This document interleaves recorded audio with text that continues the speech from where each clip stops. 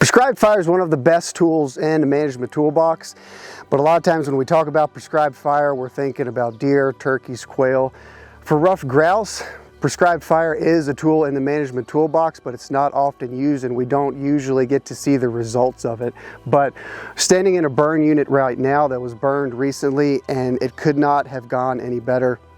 I'm in a pocket of cover where I filmed grouse the last 2 months, and I was curious to see how grouse would respond to this habitat after the fire went through. And honestly, not much has changed for the grouse living in here. Grouse was still drumming. I still saw hens coming through here. And what's cool about prescribed fire and how that disturbance applies to grouse, especially in this habitat, is the habitat hasn't changed much, and you could actually make the argument that it's gotten better. If you look behind me, you can see the cover really hasn't changed.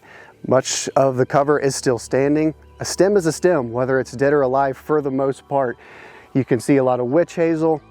This right here actually is an American chestnut. A lot of saplings that, because this was a low intensity fire, fire just crept right through here, and we maintained the cover aspect. Thinking about this time of year when the burn was completed, which was mid-April, right now is the middle of May. Hens are on nests very soon. A lot of little grouse chicks will be scurrying about the forest floor. You won't find better brooding habitat for ruffed grouse chicks than what we're standing in right now, thanks to prescribed fire. If we look down, again, we still have, because all the stems are still standing, we still have vertical cover, we still have canopy cover to protect them from avian predators. But all of this bare soil as a result of low intensity fire consuming all the leaf litter, plenty of bare soil for chicks to navigate through.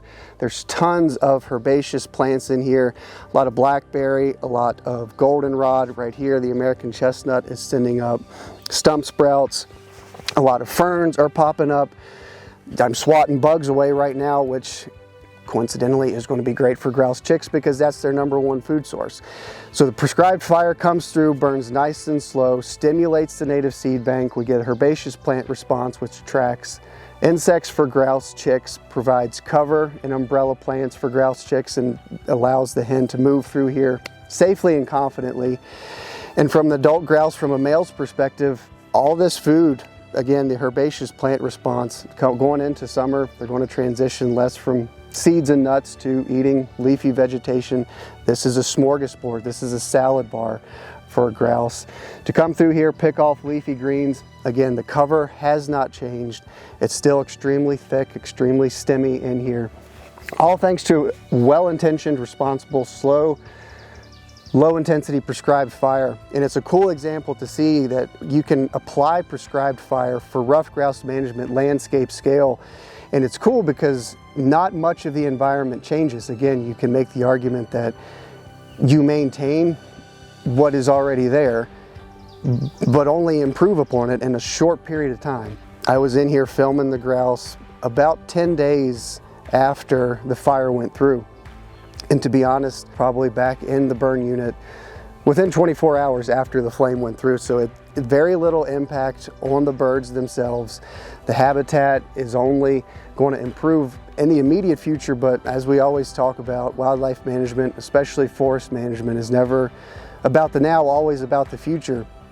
But for a specialist species like ruffed grouse, it's really encouraging to know that we can do landscape scale disturbances like prescribed fire.